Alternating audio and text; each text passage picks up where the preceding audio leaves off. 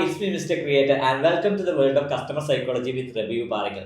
അപ്പോൾ കഴിഞ്ഞ വീഡിയോയിൽ നമ്മൾ ഡിസ്കസ് ചെയ്ത ടോപ്പിക് എന്ന് പറയുന്നത് കസ്റ്റമർ സൈക്കോളജിയിലെ രണ്ട് വലിയ ഇമ്പോർട്ടന്റ് ആയിട്ടുള്ള questions, ask why and learn why. അപ്പോൾ ആ സാധനം നമ്മൾ പക്ക കവർ ചെയ്തിട്ടുണ്ട്.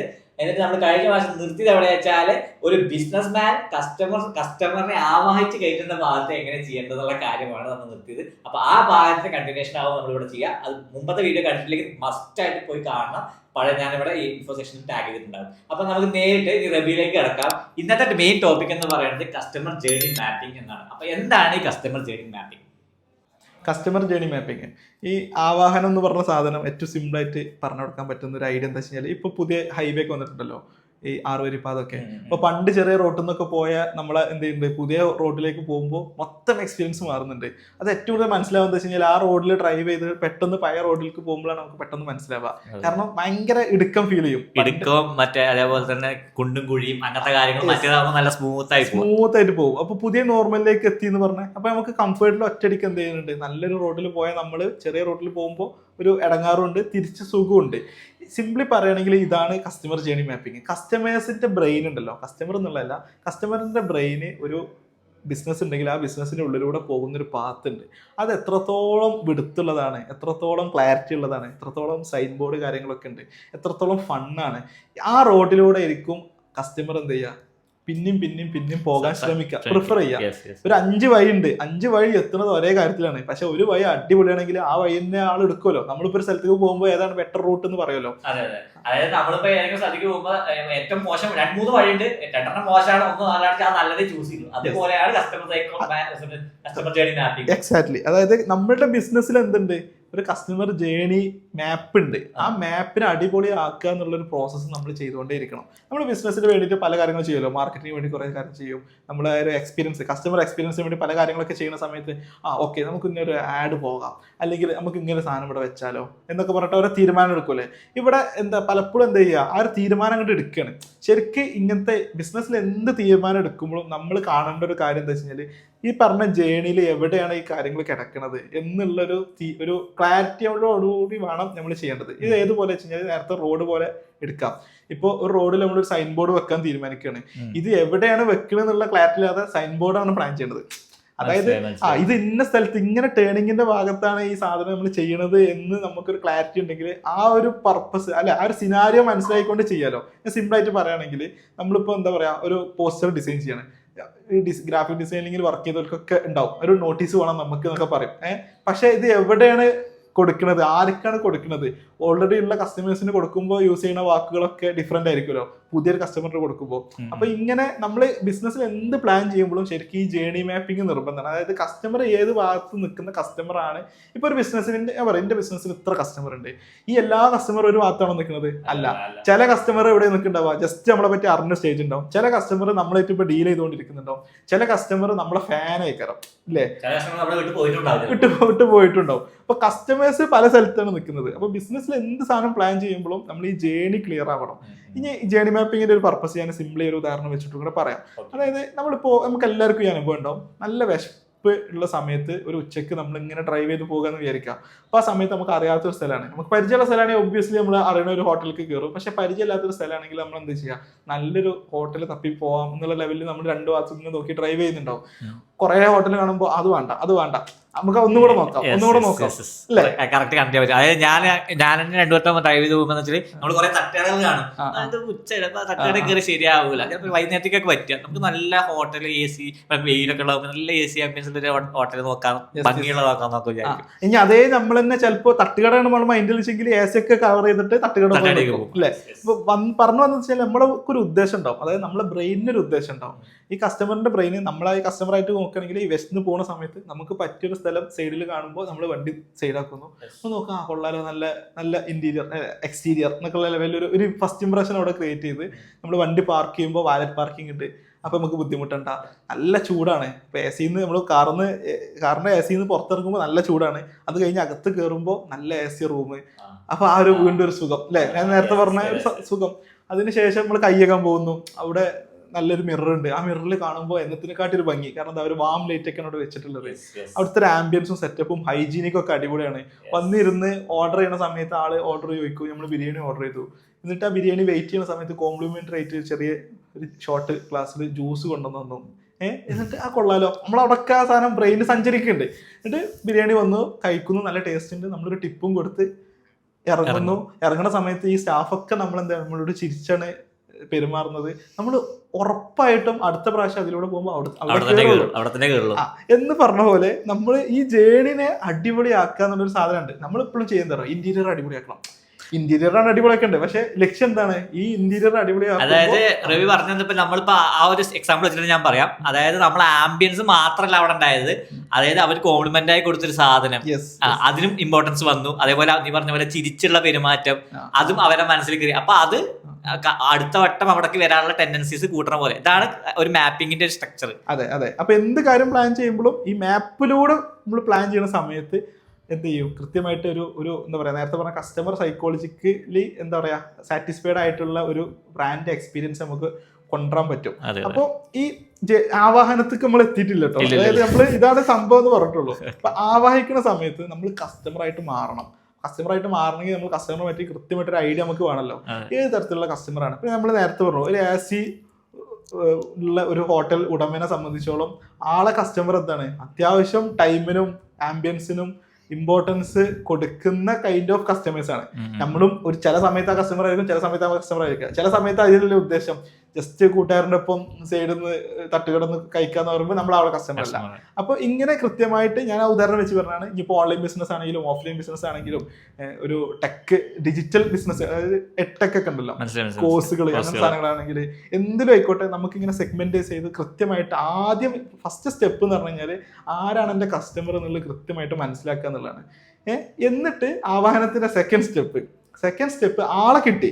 ഇനി ആളെ ആവാഹിച്ച പോരല്ലോ, ആവാഹിച്ചിട്ട് എന്ത് ചെയ്യണം, ഈ പറഞ്ഞ പോലെ നമ്മൾ ആ ജേണിയിലൂടെ കൊണ്ടുപോകണം, ആലോചിച്ചിട്ട് നമ്മളെ മൈൻഡിൽ കൂടെ നമ്മൾ പോകണം, അല്ലെങ്കിൽ നമ്മൾ ഫിസിക്കലി ആയിക്കൂടെ പോയി നോക്കണം.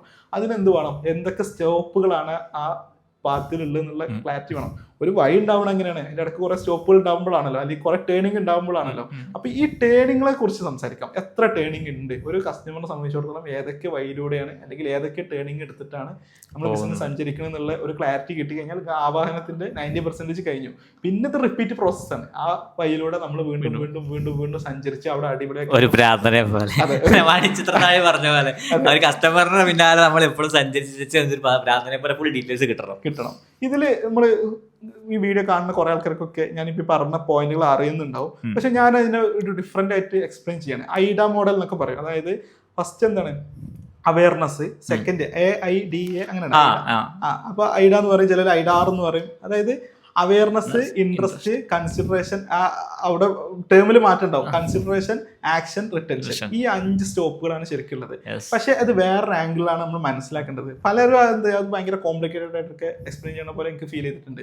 സിമ്പിൾ ആയിട്ട് പറയുകയാണെങ്കിൽ നമ്മളെടുക്കാം, ഇപ്പൊ നിർമ്മലിനെ അറിയണ ഒരു 5000 പേരുണ്ടെന്ന് വിചാരിക്കാം. 5000 പേർക്കും നിർമ്മലിനെ ഇഷ്ടപ്പെടാൻ മാത്രം അറിവുണ്ടാവില്ല, ജസ്റ്റ് അറിയണ്ടാവുള്ളൂ. ഇപ്പൊ നിർമ്മല് പഠിച്ച കോളേജിൽ ഉള്ള കുട്ടികൾക്കൊക്കെ നിർമ്മലിനെ അറിയാം. പക്ഷെ നിർമ്മലിനെ ഇഷ്ടമാണോ ചോദിക്കുമ്പോൾ അതിന് മാത്രം എനിക്ക് അറിയില്ല എന്ന് പറയല്ലോ. അതായത് നമ്മൾ അറിയണ ഒരു വലിയ ആൾക്കാരുണ്ടാവും, ഒരു 5000 പേർക്ക് നമ്മൾ അറിയുന്നുണ്ടാവും. പക്ഷെ അതിലൊരു കുറച്ച് പേർക്ക് നമ്മൾ ഇഷ്ടമാണെന്നുള്ള ലെവലിലേക്ക് ഉണ്ടാവും, അല്ലെ? ഒരു 1000 പേർക്ക് ഇഷ്ടമാണെന്നുള്ള ലെവലുണ്ടാവും. ഇങ്ങനെ നമ്മളോട് ഒരു താല്പര്യം തോന്നി എല്ലാവരും നമ്മളോട് സംസാരിക്കുന്ന ലെവലിലേക്ക് ബന്ധം ഉണ്ടാവില്ല. ഈ ഇഷ്ടം വലുപ്പം തീരം നമ്മള് കൂട്ടുകാരൻ പറഞ്ഞതിനേക്കും കൊള്ളാം എന്നുള്ളൊരു സാധനത്തുമ്പോഴേക്കാരും വന്നിട്ടുണ്ടാവുക. പക്ഷെ ആ 5000 പേർക്ക് നമ്മൾ ഇഷ്ടമാണെന്ന് വിചാരിക്കുക. ഈ 1000 ഒരു 500 പേര് നമ്മളോട് സംസാരിക്കുന്ന ലെവലിലേക്ക് ഇഷ്ടപ്പെടുന്ന ഒരാളാണ്. എന്നാൽ ഈ 500 പേര് നമ്മളൊപ്പം ചാടിക്കാൻ പോണ ബന്ധമുണ്ടാവില്ല. വീണ്ടും ചെറുതാകുമ്പോൾ നമ്മള് ഒരു 50 പേരൊക്കെ നമ്മളപ്പം അങ്ങനെ ചാടിക്കാനും പുറത്തിറങ്ങാനും ഇടയ്ക്ക് വിളിക്കുന്ന, ഇടയ്ക്ക് സംസാരിക്കുന്ന പേരൊക്കെ ഉണ്ടാവുള്ളൂ അറ്റ് എ ടൈം. ഈ 50 പേരില് 50 ആൾക്കാരും നമ്മളെ പറ്റി വേറെ ആളോട് നല്ല കാര്യം പറയണമെന്നൊന്നുമില്ല. അത്രയും അടുത്തൊരു 5 പേരൊക്കെ വേറെയുള്ള ആൾക്കാർ പറയണ്ടോ നിർമ്മല് അടിപൊളിയാണ്, അല്ലെ? അങ്ങനെ പറയില്ലേ? ഇപ്പൊ ഈ പറഞ്ഞ തട്ടുകളുണ്ടല്ലോ, നമ്മൾ അറിയുന്ന ആൾക്കാര്, നമ്മൾ ഇഷ്ടപ്പെടുന്ന ആൾക്കാര്, നമ്മളവിടെ സംസാരിച്ചു തുടങ്ങിയ ആൾക്കാര്, നമ്മളേറ്റവും ചായ കുടിക്കാനൊക്കെ പോകുന്ന ആൾക്കാര്, നമ്മളെ വേറൊരാളെ മുമ്പില് നല്ലത് പറയുന്ന ആൾക്കാര്, ഇതാണ് സ്റ്റോപ്പുകൾ. അപ്പൊ നമ്മളെ ബ്രാൻഡിനെ ഇപ്പൊ എത്ര പേർക്ക് അറിയാം എന്നുള്ളൊരു ചോദ്യത്തില് എന്തുണ്ട് കുറച്ച് ആൾക്കാരെ അറിയുള്ളൂ. അപ്പൊ സ്വാഭാവികമായിട്ടും നമ്മുടെ അടുത്ത് സാധനം വാങ്ങുന്ന ആൾക്കാരെ കുറയും. മനസ്സിലായി. അപ്പൊ അതായത് ഇപ്പൊ ഒരു ഫസ്റ്റ് ലെവൽ ഇടുമ്പോ എത്ര പേര് ആ ബ്രാൻഡിനെ കുറിച്ച് അറിയണു, ആ ബ്രാൻഡ് അത്ര 5000 പേര് അറിയുന്നുണ്ടെങ്കിൽ അത് ചിലപ്പോൾ 100 പേരെ ആ ബ്രാൻഡിനെ പോയി കണ്ടിട്ടുണ്ടാവുള്ളൂ. ആ 100 പേരിൽ ചിലപ്പോൾ 50 പേരെ ആ ബ്രാൻഡിന്റെ സാധനം പർച്ചേസ് ചെയ്തിട്ടുണ്ടാവുള്ളൂ. ആ 50 പേരിൽ 10 പേരെ ചിലപ്പോൾ ആ ബ്രാൻഡ് പ്രൊഡക്റ്റ് ഇഷ്ടപ്പെട്ടിട്ട് ബാക്കിയുള്ളവർക്ക് സജസ്റ്റ് ചെയ്തിട്ടുണ്ടാവും. ആ ഒരു സ്ട്രക്ചർ ഉണ്ടാവും. പക്ഷെ അതേപോലെ എനിക്ക് തോന്നിയെന്ന് വെച്ചാൽ നീ ഇപ്പൊ പറഞ്ഞ ആ ഒരു സാധനം കറക്റ്റ് ആവുന്ന സംഭവം വേറെ സ്ഥലമുണ്ട്. ഫേസ്ബുക്ക് ആഡ്സിൽ ഈ സംഭവം ഉണ്ട പോലെ എനിക്ക് ഫീൽ ചെയ്തിട്ടുണ്ട്. നമ്മൾ top funnel, middle funnel, bottom funnel നമ്മൾ ഫിൽറ്റർ ചെയ്തിട്ടാണ് ആഡ് സെറ്റപ്പ് ചെയ്യുക. അപ്പൊ അവിടെ ഇത് കറക്റ്റ് ആയി വരുന്നുണ്ട്. ഇനി ഇതിനെ റിവേഴ്സ് എഞ്ചിനീയറിംഗ് രൂപത്തിൽ മനസ്സിലാക്കാം. ഇപ്പൊ നമ്മളെ പറ്റിയൊക്കെ നല്ലത് പറഞ്ഞൊരു കൂട്ടുകാരുണ്ടാവും. ഇപ്പൊ നിർമ്മലിന് അങ്ങനെ ആരെങ്കിലും ഒരു മനസ്സിൽ വിചാരിക്കാം, ഈ കാണുന്ന ആരാണെങ്കിലും അങ്ങനത്തെ ഒരാളെ മനസ്സിൽ വിചാരിക്കാം. ഈ ആള് ഒരു കാലത്ത് നമ്മൾ അറിയാത്ത ആളായിരുന്നു അല്ലേ? എന്നിട്ട് നമ്മൾ ആലോചിച്ച് നോക്കാം, അയാൾ എന്നാണ് നമ്മൾ അറിഞ്ഞത്, എങ്ങനെ അറിഞ്ഞു എന്നാണ് അറിഞ്ഞത്.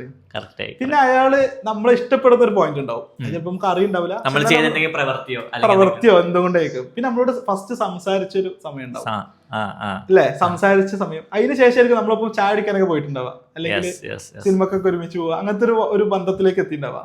അതിന് ശേഷമായിരിക്കും വേറെ ആളോട് സംസാരിക്കുന്ന ലെവലിലേക്ക് എത്തിയിട്ടുണ്ടാവുക. ഇപ്പൊ ഈ കാരണങ്ങൾ ഉണ്ടല്ലോ, എങ്ങനെ ആ സ്റ്റേജിൽ നിന്നും ഈ സ്റ്റേജിലേക്ക് എത്തി, ഈ കാരണങ്ങളാണ് ടേണിംഗ് പോയിന്റ്സുകൾ. ഈ ടേണിംഗ് പോയിന്റ്സുകൾ എങ്ങനെ ഉണ്ടായി എന്ന് നമ്മൾ ആലോചിച്ച് അത് എങ്ങനെയോ നമ്മുടെ ലൈഫിൽ എങ്ങനെയോ സംഭവിച്ചത്. നമ്മളിപ്പോ അത് ഉണ്ടാക്കാൻ വേണ്ടിയിട്ട് വേറെ ചെയ്യുന്നില്ല. പക്ഷെ ബ്രാൻഡിനെ സംബന്ധിച്ചോളം നമ്മളെ കുട്ടിയാണ് ബ്രാൻഡ്. മനസ്സിലായി. അപ്പൊ നമ്മളെ കുട്ടിയെ ഈ പറഞ്ഞ പോലെ ആൾക്കാർ ഇഷ്ടപ്പെട്ട് വേറെ ആൾക്ക് ഇങ്ങനെ റെക്കമെൻഡ് ചെയ്യുന്ന ലെവലിൽ ആ കുട്ടീനെ ഉഷാറാക്കണം. അപ്പൊ ഈ കുട്ടി നമ്മളെ ബ്രാൻഡിനെ അറിയാത്ത സ്റ്റേജിൽ നിന്നും അറിയുന്ന സ്റ്റേജിലേക്ക് എന്ത് ടേണിംഗ് പോയിന്റ് ആണ് നിലവിലുള്ളത്, അതിനെങ്ങനെ ഫണ്ണാക്കാം, എങ്ങനെ ബ്യൂട്ടിഫുൾ ആക്കാം, എങ്ങനെ അടിപൊളിയാക്കാം. ഈ പറഞ്ഞ പോലെ ഇഷ്ടപ്പെടുത്തുന്ന, നമ്മളോട് സംസാരിച്ച് തുടങ്ങുന്ന, നമ്മളെ എടുത്തുന്ന ആക്ഷൻ എന്ന് പറഞ്ഞു കഴിഞ്ഞാൽ നമ്മള് പലരും പർച്ചേസ് ചെയ്യുന്ന, അതിനുശേഷം വേറെ ആൾക്ക് റെക്കമെൻഡ് ചെയ്യുന്നത്. അപ്പൊ ഇവിടൊക്കെ നമ്മൾ ഓരോ കാര്യം പ്ലാൻ ചെയ്യുമ്പോൾ ഈ ടേണിംഗ് പോയിന്റിലുള്ള ഒരു കാര്യമാണ് ശരിക്ക്. നമ്മളിപ്പോ പറയാലോ, നമ്മുടെ എക്സിസ്റ്റിംഗ് കസ്റ്റമേഴ്സിന് ഒരു വൗച്ചർ കൊടുക്കുക, അല്ലെങ്കിൽ പാക്കേജ്, നമ്മൾ ഓൺലൈൻ ബിസിനസ്സിലൊക്കെ കൂപ്പണൊക്കെ കൊടുക്കും. അത് ആക്ച്വലി എന്താണ്, അവരെ കൊണ്ട് വേറെ ആൾക്ക് റെക്കമെൻഡ് ചെയ്യിപ്പിക്കാനുള്ള, അല്ലെങ്കിൽ റിട്ടൻഷനും 2 സാധനം ഉണ്ട്, വേറെ ആൾക്ക് റെഫർ ചെയ്യുക അല്ലെങ്കിൽ അവരെന്നെ വാങ്ങുക. ഈ 2 പ്രോസസ്സായിട്ട് നമ്മൾ ലാസ്റ്റ് ചെയ്യണം. അപ്പൊ ആ കാര്യം എന്താണ്, അവരെ കൊണ്ട് തന്നെ വീണ്ടും വാങ്ങിപ്പിക്കാനുള്ളൊരു ഘടകമാണ്. ചില കേസസിൽ എന്തുണ്ടാവും, കൂടുതൽ ഇഷ്ടപ്പെടുത്താൻ വേണ്ടിയിട്ട് നമ്മൾ ലാൻഡിംഗ് പേജ് ഒക്കെ ഉണ്ടല്ലോ, ലാൻഡിംഗ് പേജ് ഇതിൽ വലിയൊരു സാധനമാണ്. ഇനി ലാൻഡിംഗ് പേജിന്റെ ഒരു കാര്യം നമുക്ക് എടുത്തോ കേട്ടോ. അതായത് ഇപ്പൊ ഞാൻ പഠനമൊക്കെ കഴിഞ്ഞിട്ട് ഇനി ലൈഫ് സെറ്റ് ആവണം എന്ന് ഉദ്ദേശിക്കുന്ന ഒരാളാണെന്ന് വിചാരിക്കാം. പഠനമൊക്കെ കഴിഞ്ഞിട്ടുണ്ട്, ഇനി ലൈഫ് സെറ്റ് ആവണം. അപ്പൊ എന്തെങ്കിലും ഒരു കോഴ്സ് ഒക്കെ പഠിച്ചിട്ട് എനിക്കൊന്ന് പ്രൊഫഷൻ സെറ്റ് ആക്കണം. +2 കഴിഞ്ഞിരിക്കുന്ന ഒരു കുട്ടീനെ സംബന്ധിച്ചിടത്തോളം അപ്പൊ ഒരു നോർമൽ ലെവലിൽ പോകാൻ ആഗ്രഹമൊന്നുമില്ല, എന്നാൽ കുറെ ഇൻട്രസ്റ്റുകളൊക്കെ ഉണ്ട്. ഇങ്ങനത്തെ ഒരാൾ ഇങ്ങനെ മൊബൈല് നോക്കുന്ന സമയത്ത് ആൾക്ക് ഒരു ബ്രാൻഡ് ഉണ്ട്, ഒരു എക്സിസ്റ്റിംഗ് ബ്രാൻഡ്, ഒരു എന്തെങ്കിലും എടുക്കാം. ഇനി ഒരു ഫിലിം പഠിപ്പിക്കുന്ന ഒരു അക്കാഡമി എന്ന് വിചാരിക്കാം. ആൾക്ക് ഉള്ളിൽ എവിടെയോ ഒരു ഫിലിമിനോട് ഇഷ്ടമുണ്ട്, അത്രേ ഉള്ളൂ. അപ്പൊ ലൈഫ് സെറ്റ് ആക്കാൻ പറ്റും, അതൊന്നും അറിയില്ല, ജസ്റ്റ് ഒരു ഇഷ്ടമുണ്ട്. എന്നാൽ ആൾക്ക് എന്താ ആവശ്യമുണ്ട്, ലൈഫ് സെറ്റ് ആക്കണം എന്നുള്ളൊരു ആവശ്യമുണ്ട്. സ്ക്രോൾ ഇങ്ങനെ ചെയ്യുന്ന സമയത്ത് ഒരു ആഡ് കാണുന്നു, കുറച്ച് കുട്ടികളൊക്കെ ഫിലിം പഠിക്കുന്നതിനെ പറ്റിയുള്ള കുറച്ച് കാര്യങ്ങളൊക്കെ പറഞ്ഞ് ഒരു വീഡിയോ കാണാണ്, കൊള്ളാലോ പറഞ്ഞ് ഒഴിവാക്കി. ഒരു 3ാമത്തെ വീഡിയോ ഒക്കെ ആഡ് ആയിട്ട് വരുമ്പോഴേക്കും അത് ഫോളോ ചെയ്തിട്ടുണ്ടാവാം അല്ലെ. അപ്പൊ അവിടെ എന്തായി, അറിയാത്ത സ്റ്റേജിൽ നിന്നും അറിഞ്ഞു ഇഷ്ടപ്പെടുമ്പോഴാണല്ലോ ഫോളോ ചെയ്യുന്നത്. ഫോളോ ചെയ്തതിനു ശേഷം വീണ്ടും കുറെ വീഡിയോസ് ഒക്കെ കണ്ടിട്ട് അപ്പൊ അതിൽ ഇടക്കുന്നുണ്ടാവും, അഡ്മിഷൻ പോസ്റ്റർ പോകുന്നുണ്ടാവും, അല്ലാത്ത പോസ്റ്റർ ഉണ്ടാവും. ആ ഒരു ബന്ധം സൂക്ഷിച്ച് അപ്പൊ എപ്പോഴോ ഒരു അഡ്മിഷൻ പോസ്റ്റർ മേല് എൻക്വയറി ചെയ്തിട്ടുണ്ടാവും. എൻക്വയറി ചെയ്യുന്ന സമയത്ത് അവരായിട്ടുള്ള സംസാരത്തിൽ ഇൻട്രസ്റ്റഡ് ആയിട്ടുണ്ടാവും, പിന്നെ അവിടുത്തെ സ്റ്റുഡന്റ് ആയിട്ടുണ്ടാവും, ഇങ്ങനെ സഞ്ചരിക്കുന്നുണ്ടാവും. ഇനി ഇതിപ്പോ ഒരു കോഴ്സിന്റെ കേസ് ആണെങ്കിൽ ഇനി അതെല്ലാം ഒരു സാധനം പർച്ചേസ് ചെയ്യുന്നിടത്തൊക്കെ ഇപ്പൊ നിർമ്മലിന്റെ അനുഭവമുണ്ട്, ഇപ്പൊ എനിക്കൊക്കെ ഒരുപാട് അനുഭവമുണ്ട്. ചില സാധനങ്ങളൊക്കെ നമ്മൾ വാങ്ങിയത് എങ്ങനെയോ വാങ്ങിയതാ, അതായത് നമ്മൾ അങ്ങനെ ആലോചിച്ചിട്ട് തീരുമാനം, ഇൻസ്റ്റന്റ് ആക്ഷൻസിലോ അല്ലെങ്കിൽ എന്തെങ്കിലും നമുക്ക് അപ്പത്തെ ഒരു മൊമെന്റിൽ ഇത് സാധനം കൊള്ളാം, അങ്ങനത്തെ തരത്തിൽ എവിടുന്നോ എങ്ങനെയോ വാങ്ങിയതാണ്. പക്ഷെ നമുക്ക് എന്താ റീസൺ, എന്തുകൊണ്ട് വാങ്ങി കഴിഞ്ഞിട്ട് ആലോചിക്കില്ല, പെട്ടെന്ന് വാങ്ങി വെക്കണം. അത് നല്ലോണം യൂസ്ഫുൾ ആക്കാൻ പറ്റുന്ന ഒരു സംഭവമാണ്. കാരണം അത് യൂസ്ഫുൾ ആക്കിയോടെ നമ്മൾ വാങ്ങുന്നത്. നമ്മുടെ ഉള്ളിൽ ഇതേപോലത്തെ കുറെ ആഗ്രഹങ്ങൾ ഉണ്ടാവല്ലോ. അപ്പൊ ഈ ആഗ്രഹങ്ങൾ ട്രിഗർ ചെയ്യുന്ന സാധനമായിരിക്കണം ചിലപ്പോൾ ആഡിൽ ഫസ്റ്റ് കൊടുക്കേണ്ടി വരാം. അപ്പൊ ആഗ്രഹങ്ങൾ ട്രിഗർ ചെയ്യാം. പിന്നെ നേരത്തെ പറഞ്ഞ ലൈഫ് സെറ്റ് ആവണം എന്നുള്ള ഒരു ആഗ്രഹത്തിന് ട്രിഗർ ചെയ്യാൻ ആ ആഡിൽ എന്ത് ചെയ്യാം, ഫുൾ സെറ്റായ ഇവരെ സ്റ്റുഡന്റ് ഫുൾ സെറ്റഡ് ആയിട്ട് നല്ലൊരു എന്താ പറയാ, ഇപ്പൊ ഒരു റൈറ്ററാന്ന് വിചാരിക്കാം, ഒരു സ്ക്രിപ്റ്റ് റൈറ്ററാണ്, നല്ല പേയ്മെന്റ് വാങ്ങുന്ന സ്ക്രിപ്റ്റ് റൈറ്റർ ഇവരെ അടുത്തുനിന്ന് പഠിച്ചതാന്ന് പറഞ്ഞ ഒരു സാധനത്തിൽ ഈ കമ്മ്യൂണിക്കേഷൻ ഉണ്ട്. ഈ പാത്തിലൂടെ പോയി കഴിഞ്ഞാൽ എന്റെ ലൈഫ് സെറ്റ് ആവും. പറഞ്ഞ പോലെ ഇപ്പൊ നമ്മളൊരു ബേബിയുടെ വർക്ക് നമ്മൾ ഒരുമിച്ച് Yes, ചെയ്തിരുന്നു yes, മുന്നേ. ഒരുമിച്ച് അപ്പൊ അതിൽ നമ്മൾ ചെയ്തൊരു സാധനത്തിൽ എന്താ ശരിക്കും ബേബിയുടെ പ്രൊഡക്റ്റ് എന്തായിരുന്നു പ്രേക്ഷകർക്ക് പറയാൻ വേണ്ടിട്ട് ഒരു അതായത് ബേബിഡേ എന്ന് പറഞ്ഞ പ്രൊഡക്റ്റ് മെയിൻ ആയിട്ട് വെച്ചാൽ കുട്ടികൾക്ക് വേണ്ടിയിട്ടുള്ള ഒരു എന്താ പറയുക ക്ലോത്തിങ് കാര്യങ്ങൾ, അതേപോലെ തന്നെ തലണ ടൈപ്പ്, അതായത് കുറച്ചും കൂടിയും അവരുടെ ന്യൂ ബോൺ ബേബീസിന് പറ്റിയ ടൈപ്പ് പ്രൊഡക്ട്സ് ആയിരുന്നു ഞങ്ങൾ രണ്ടുപേരും കൂടി ഇന്റഗ്രേറ്റ് ചെയ്ത ഒരു പ്രൊജക്ട് ആണ് ഇരുന്നത്. ഒരു ഇ-കൊമേഴ്സ് പ്രൊജക്ട് ആയിരുന്നത്. അപ്പൊ അതിൽ ശരിക്കും നോക്കി നമ്മൾ ഐഡന്റിഫൈ ചെയ്ത ഒരു കാര്യം എന്താ വെച്ചാൽ ഇത് നോക്കുന്നത് പാരന്റ്സ് ആണ്. പാരന്റ്സിന്റെ ആവശ്യം എന്താണ്? ആ കുട്ടീനെ നല്ല കെയർ കൊടുത്ത് വളർത്തണം എന്നുള്ളൊരു ആവശ്യമുണ്ട്. അപ്പോൾ നമ്മൾ ആഡിന്റെ ഭാഗത്ത് ആ കാര്യങ്ങൾ കീവേഡ്സുകളും അങ്ങനത്തെ വിഷ്വൽസും വെച്ചിട്ട് ലാൻഡിംഗ് പേജിൽ നമ്മൾ പറഞ്ഞെന്താ ഇതിന്റെ ഡിഫറെന്റ് ഗുണഗണങ്ങള്, കോസ്റ്റ് ഓഫ് ഇനാക്ഷൻ ആണ് നമ്മൾ മെയിൻലി ഇത് വാങ്ങിയില്ലെങ്കിലുള്ള പ്രശ്നങ്ങള്, ഫ്ലാറ്റ് ഹെഡ് ഇഷ്യൂ പ്രശ്നം, അതൊക്കെ നമ്മൾ അതിൽ ഹൈലൈറ്റ് ചെയ്തിട്ടുണ്ട്. അപ്പോൾ കുറെ എലമെന്റ്സ് നമ്മൾ അതിൽ ഉൾപ്പെടുത്തിയിട്ടുണ്ട് സെക്ഷൻസ് ഒക്കെ വെച്ചിട്ട്. പക്ഷെ കയറി ഇറങ്ങുന്ന ഒരാളെ സംബന്ധിച്ചിടത്തോളം ആൾക്ക് ഉണ്ടാകുന്ന ഫീൽ എന്തായിരുന്നു വെച്ച് കഴിഞ്ഞാൽ ഇത് ഞാൻ സ്കിപ്പ് ചെയ്ത് ഇറങ്ങി പോയാൽ ഞാൻ എന്റെ കുട്ടിനോട് എന്തോ ഒരു മിസ്സിംഗ് ആണ്, അല്ലെങ്കിൽ എന്തോ ദ്രോഹം ചെയ്യുന്ന പോലെ ഫീൽ ചെയ്യിപ്പിക്കും. അതായത് കുട്ടികളുടെ ഇഷ്യൂസ് നമ്മൾ കറക്റ്റ് ഫിൽറ്റർ ചെയ്തിട്ടാണ് ആ ടീം മൊത്തം ഉണ്ടാക്കിയിരുന്നത്. അപ്പൊ അതുകൊണ്ട് വെച്ചാൽ പാരന്റ്സ് വന്ന് നോക്കുമ്പോൾ ശരിയാണല്ലോ, ഈ ഒരു ഇഷ്യൂ ഉണ്ടല്ലോ എന്റെ കുട്ടിക്ക്, ഇങ്ങനത്തെ പ്രശ്നം വരാൻ ചിലപ്പോൾ ചാൻസ് ഉണ്ട്. അപ്പൊ ഈ സാധനം വാങ്ങിയില്ലെങ്കിൽ അത് ഭയങ്കര തെറ്റാണ് എന്റെ കുട്ടീനോട് ചെയ്യുന്ന ഒരു ഫീൽ ഉണ്ടാക്കാൻ നേരത്തെയാണ് നമ്മൾ ആ ടീം പല സാധനം വർക്ക് ചെയ്യും. നമ്മൾ കോസ്റ്റിംഗ് 800 രൂപ 900 പ്രൊഡക്റ്റിന്റെ കോസ്റ്റ് വെട്ടിയിരുന്നത് 899 റുപ്യ വലിയ ചാർജാണ് ശരിക്ക്. പക്ഷെ ആലോചിക്കണം എന്താ, എന്റെ കുട്ടിയുടെ ഫ്ലാറ്റ് ഹെഡ് റെഡിയാക്കാൻ ഞാനിത് മുടക്കണ്ടേ, ഞാൻ അത്ര പൈസ, ഇതൊക്കെ ഉള്ളിൽ വർക്ക് ചെയ്യുന്നുണ്ടാവും. അത് എന്റെ കുട്ടിക്ക് അത്രയും വാല്യൂ പ്രൊപ്പോസൽ അവിടെ നടന്നിട്ടുണ്ട്. ഇത് യൂസ് ചെയ്തില്ലെങ്കിൽ നോർമൽ തലേണയാണെന്നുണ്ടെങ്കിൽ അവരുടെ ഇവിടുത്തെ സ്പൈനൽ കോർട്ടും അതേപോലെ തന്നെ ഇവിടുത്തെ ബോൺസുകളൊക്കെ ഭയങ്കര നെർവസ് ആയിരിക്കും. അപ്പോൾ തല കറക്റ്റ് ആയില്ല, അങ്ങോട്ടും ഇങ്ങോട്ടും ഇങ്ങനെ ഈ ഷേപ്പ് മാറും എന്നുള്ള ഇഷ്യൂവിനാണ് നമ്മൾ എന്ത് ചെയ്യുന്നത്, ഒരു കോൺവെക്സ് ഷേപ്പിലുള്ള പില്ലോനെ അവതരിപ്പിച്ചിട്ട് കറക്റ്റ് ഹെഡ് ഒരേ ലെവലിലേക്ക് നിർത്തും. സംഭവം മനസ്സിലായോ? അപ്പൊ ഇവിടെ എന്തുണ്ട്, ആ ജേണി വരുന്നുണ്ട്. അപ്പൊ ഈ ജേണി പലതും പല ടൈപ്പാണ്. നമ്മൾ സിനിമനായിട്ടാണ് ഞാൻ പലപ്പോഴും സിനിമ പലതും പല ജോണറല്ലേ. ചിലത് ഭയങ്കര ഫണ്ണേക്കാരം, ചിലത് ഭയങ്കര ഹൊറർ ആയിക്കാരം, ചിലത് ഫീൽ ഗുഡ് ആയിക്കാരം എന്ന് പറഞ്ഞ പോലെയാണ് ഈ നമ്മളുടെ ജേണി ഉണ്ടല്ലോ. ഇൻഡസ്ട്രി ബേസ് ചെയ്തിട്ടും നമ്മളുടെ ഒരു USP ബേസ് ചെയ്തിട്ടൊക്കെ ഡിഫറെന്റ് ജോണറിലുള്ള ജേണി ആയിക്കാരം. അത് നമ്മളാണ് ക്രിയേറ്റ് ചെയ്യേണ്ടത്. നമ്മൾ അങ്ങനെ എന്ത് ഇമോഷനാണ് ഓരോ സ്ഥലത്തും ട്രിഗർ ചെയ്യേണ്ടത്. ഇപ്പോൾ സിനിമക്കൊക്കെ അങ്ങനെ ഉണ്ടല്ലോ, ഇനീഷ്യലി ഇങ്ങനെ മെല്ലെ തുടങ്ങി, പിന്നെ ഇങ്ങനെ കയറി, പിന്നെ ഇറങ്ങി, പിന്നെ ലാസ്റ്റ് ഒന്ന് കയറിയിട്ടാണ് ക്ലൈമാക്സ് കഴിഞ്ഞിട്ട് അങ്ങനെ പോവുക എന്ന് പറഞ്ഞ പോലെ ഈ ജേണിയിൽ പല സ്ഥലത്തും പല ഇമോഷൻസാണ് വരുന്നത്. ഇപ്പൊ നേരത്തെ ഹോട്ടലിന്റെ കേസൊക്കെ ആദ്യം എന്താണ്, എവിടെന്നെങ്കിലും ഒന്ന് വിഷമം മാറിയാൽ മതിയായിരുന്നു എന്നുള്ള ഇമോഷനാണ്. ഫസ്റ്റ് കാണുന്ന സമയത്ത് കൊള്ളാലോ അല്ലെ, അറിയില്ല, പിന്നെ ഇങ്ങനെ കൊള്ളാലോ അടിപൊളി അടിപൊളി അടിപൊളി. ചില സമയത്ത് അങ്ങനെ ആയിരിക്കില്ല. അപ്പൊ നമ്മള് ബേബിയുടെ പറ്റി പറഞ്ഞ ഫിയർ ആണ്, എന്നാൽ ഇഷ്ടമുണ്ട്. ഒരു ലവ് ആൻഡ് ഫിയർ എന്നുള്ള സാധനമാണ്. അതായത് കുട്ടിക്ക് എന്തെങ്കിലും പറ്റുമോ എന്നുള്ള ഫിയറും, അത് ഈ പ്രൊഡക്റ്റ് കുട്ടിക്ക് വാങ്ങിക്കൊടുക്കണം എന്നുള്ള ഒരു ഇൻട്രസ്റ്റും, അങ്ങനത്തെ കാര്യങ്ങളൊക്കെ ആയിരുന്നു അവിടെ വർക്ക് ആവുന്നത്. അപ്പൊ ഒരു സിനിമ, ചില സിനിമകൾ നമ്മൾ വീണ്ടും വീണ്ടും വീണ്ടും എടുത്ത് കാണൂലേ, കണ്ട സിനിമ തന്നെ വീണ്ടും വീണ്ടും, ഇൻട്രസ്റ്റെല്ലറൊക്കെ എനിക്ക് ഫേവറേറ്റ് ആയിട്ടുള്ള ഇൻട്രസ്റ്റെല്ലറൊക്കെ അത് വീണ്ടും വീണ്ടും വീണ്ടും എടുത്ത് കാണും. എന്ന് പറഞ്ഞ പോലെ നമ്മളുടെ ജേണി മാപ്പിലൂടെ കസ്റ്റമറിന് വീണ്ടും വീണ്ടും വീണ്ടും പോവാൻ തോന്നണം. അങ്ങനെ തോന്നുന്ന ഒരു ബ്ലോക്ക് ബസ്റ്റർ ആയിട്ട് നമ്മളെ കസ്റ്റമർ ജേണി മാപ്പിനെ നമ്മൾ ക്രിയേറ്റ് ചെയ്യാൻ പറ്റുക എന്നുള്ളതാണ് ഒരു ഫൗണ്ടറെ സംബന്ധിച്ചിടത്തോളം ഈ ആവാഹനത്തിന്റെ ഭാഗമായിട്ട് ചെയ്യുന്നത്. അതായത് ഒരു കസ്റ്റമർ നമ്മളെടുത്ത് എത്തിയിട്ടുണ്ടെങ്കിൽ ആ വഴിയിലൂടെ നമ്മൾ 1000 വട്ടം മുന്നേ നമ്മൾ സഞ്ചരിച്ചിരിക്കണം. ആ ആവാഹനം നമ്മൾ നടത്തണം കൃത്യമായിട്ട് ഓരോ പോയിന്റുകൾ വെച്ചിട്ട്. നമ്മൾ ഡേ ടു ഡേ ലൈഫിൽ അതാണ് നമ്മൾ ചിന്തിക്കേണ്ടത്. അതായത് രവി പറഞ്ഞു വരുന്നത്, ഒരു കസ്റ്റമർ നമ്മുടെ ബിസിനസ്സിൽ എന്തൊക്കെ ചെയ്യണം എന്നുള്ള കാര്യം നമ്മളൊരു കസ്റ്റമർ ആയിട്ട് ആ ഓരോ പാത്ത് പോയിട്ട് മനസ്സിലാക്കി, ഇന്ന ഇതുമായിട്ടാവും ഈ സാധനം ബ്രാൻഡ് ഇഷ്ടപ്പെടുന്നത്, ഇന്ന കാരണം കൊണ്ടാണ് പർച്ചേസ് ചെയ്യേണ്ടത്, അത് നമ്മൾ കറക്റ്റ് ഒരു കസ്റ്റമറിന്റെ രൂപത്തിൽ പോയി മനസ്സിലാക്കി എടുക്കണം. അതെ, കൃത്യമായിട്ട് നമ്മൾ വീണ്ടും വീണ്ടും റിപ്പീറ്റ് ചെയ്യണം. ഇപ്പൊ ഒരാളൊരു സിനിമ ഇറങ്ങുന്നുണ്ടെങ്കിൽ ആ റൈറ്റർ എത്ര വട്ടം അത് വീണ്ടും വീണ്ടും എഡിറ്റ് ചെയ്തിട്ടുണ്ടാവും അല്ലെ, first draft, second draft, third draft. അതേപോലെ നമ്മൾ ഈ ജേണി മാപ്പിങ്ങിലൂടെ ഇടയ്ക്കിടയ്ക്കിടയ്ക്ക് ചെയ്യണം. ഇത് ചെയ്യുന്നുണ്ട് എന്ത്, ഈ നല്ല എന്താ പറയാ, ചില സംവിധായകരൊക്കെ ഇല്ലേ, എത്ര സിനിമ ഇറക്കി കഴിഞ്ഞാലും അടിപൊളി ആയിക്കാരം, ഏത് സിനിമ ഇറക്കി കഴിഞ്ഞാലും ബ്ലോക്ക് ബസ്റ്റർ ആയിക്കാരം. ചില ഫൗണ്ടേഴ്സും ഉണ്ട്. ഇപ്പൊ മറ്റേ ആപ്പിളിനൊക്കെ കേസ് എടുത്തൊക്കെ ഏത് പ്രൊഡക്റ്റ് ഇറക്കി കഴിഞ്ഞാലും ഒരു മിനിമം ഗ്യാരണ്ടി അതിൽ ഉണ്ടാവും. എനിക്ക് അത് തോന്നിയില്ല ആപ്പിള് പറഞ്ഞ സ്ഥിതിക്ക് ഞാൻ. കാരണം ഞാൻ ആപ്പിള് എതിരാളി അങ്ങനെയല്ല, പക്ഷെ ആപ്പിള് അന്ന് പണ്ടുണ്ടായിരുന്ന ഇന്നോവേഷൻസിനെക്കാട്ടി കുറഞ്ഞ ഇന്നോവേഷൻസേ പെർക്കുള്ളൂ, പക്ഷെ ഓരോ പ്രൊഡക്റ്റും സക്സസ്ഫുൾ ആണ്. അത് എന്തുകൊണ്ടെന്ന് വെച്ചാൽ ചിലപ്പോൾ ഈ ഒരു രവി പറഞ്ഞ സാധനങ്ങൾ കൊണ്ടായിരിക്കാം. അതിൽ വേറൊരു സാധനമുണ്ട്, അവര് എന്ത് ചെയ്യാ, ഈ പറഞ്ഞ പ്രോസസ്സ് വീണ്ടും വീണ്ടും ചെയ്തിട്ട് അവർക്ക് കൃത്യമായിട്ട് അവരെ കസ്റ്റമേഴ്സിനെ നല്ല രീതിയിൽ അവർ ഉദ്ദേശിക്കുന്ന ലെവലിലേക്ക്, ആവാഹനത്തിന്റെ അടുത്തൊരു ലെവൽ എന്താ അത് അവർക്ക് അറിയാം. കൃത്യമായിട്ട് ഹാക്ക്ഡ് ആണ്. നമ്മളെപ്പോഴും സംസാരിക്കുന്ന കാര്യമാണ് ആപ്പിൾ യൂസേഴ്സ് ഒരു ട്രാപ്പിലാണെന്ന് പറയും. നമ്മളത് അത്ര ഹാക്ക് ചെയ്തു.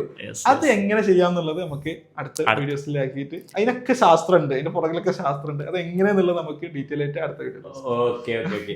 അപ്പോൾ ഇത്രയും കാര്യങ്ങൾ കറക്റ്റ് കസ്റ്റമർ ജേണി മാപ്പിംഗ് എന്താണ്, നമ്മൾ നമ്മുടെ ഒരു ബിസിനസ്മാൻ ആകുമ്പോൾ അത് കസ്റ്റമറുടെ രൂപത്തിൽ കണ്ടുപിടിച്ച് എങ്ങനെ അത് കറക്റ്റ് മുന്നോട്ട് പോകണം എന്നുള്ള കറക്റ്റ് ഈ വീഡിയോയിൽ ക്ലിയർ ചെയ്തിട്ടുണ്ട്. അടുത്തത് നമ്മൾ ഇതിന്റെ അടുത്ത സ്റ്റേജസ് കാര്യങ്ങൾ എന്തൊക്കെയാണ് അടുത്ത വീഡിയോ നമുക്ക് ഡിസ്കസ് ചെയ്യാം.